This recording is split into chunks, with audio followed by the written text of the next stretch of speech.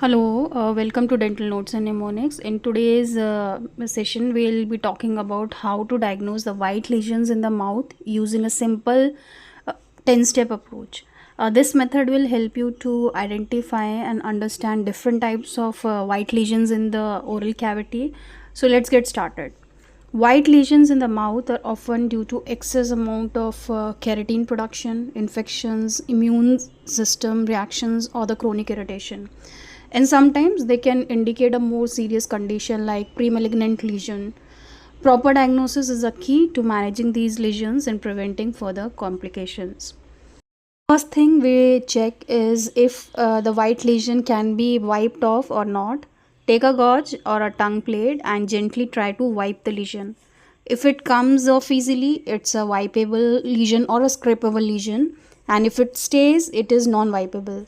This helps us to decide what kind of conditions we are dealing with. If the lesion is scrapable, then there are two main possibilities. It could be a Candidiasis, which is a fungal infection that comes off and leaves redness underneath. Or it could be a material alba, which is just a food debris and a plaque.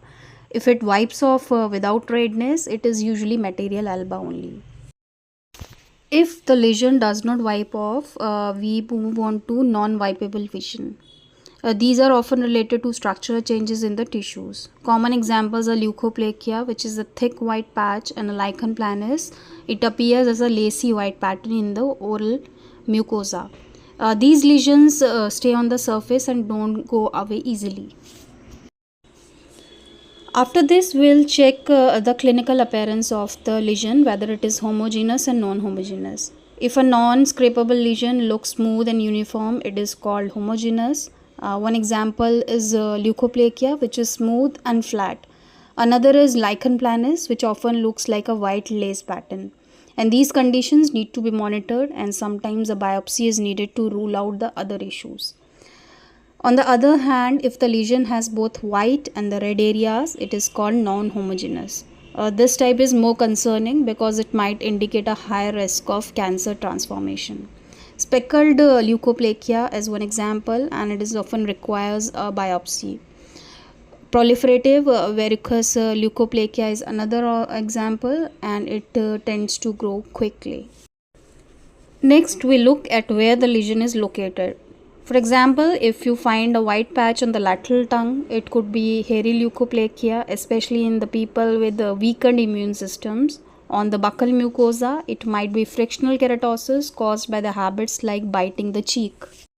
We also need to consider what might be causing the lesion.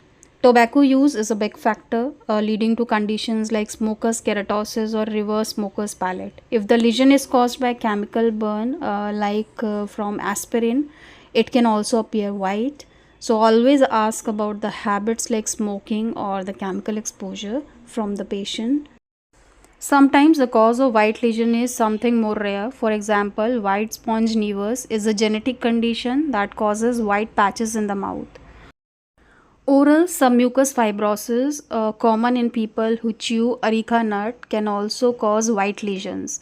And autoimmune diseases like lupus or pemphigus can also cause white lesions in the oral cavity. Not all the white lesions in the mouth are persistent or permanent, and if a lesion does not go away after the treatment, it is called persistent.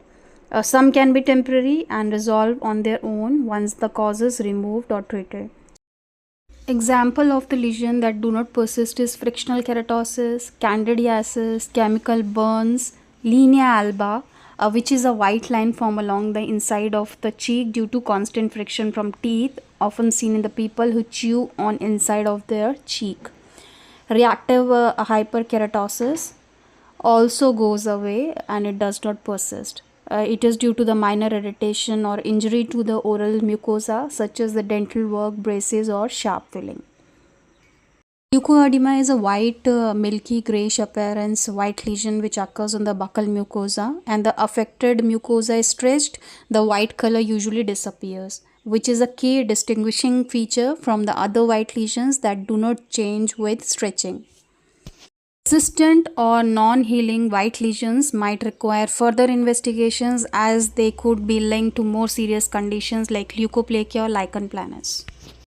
To assess the distribution of the lesions also, whether the lesion is unilateral or bilateral. Unilateral lesions are typically caused by the localized factors such as mechanical irritation, injury or trauma, which can often confine to one side of the mouth. It may include frictional keratosis, chemical burns, linear alba, hairy leukoplakia, or sometimes the stomatitis due to cinnamon allergy.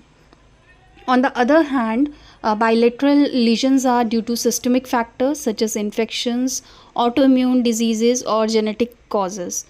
These affect both the sides of the mouth. Example includes leukoedema, candidiasis, lichen planus, oral submucous fibrosis, pemphigus vulgaris, white sponge nevus, or denture stomatitis.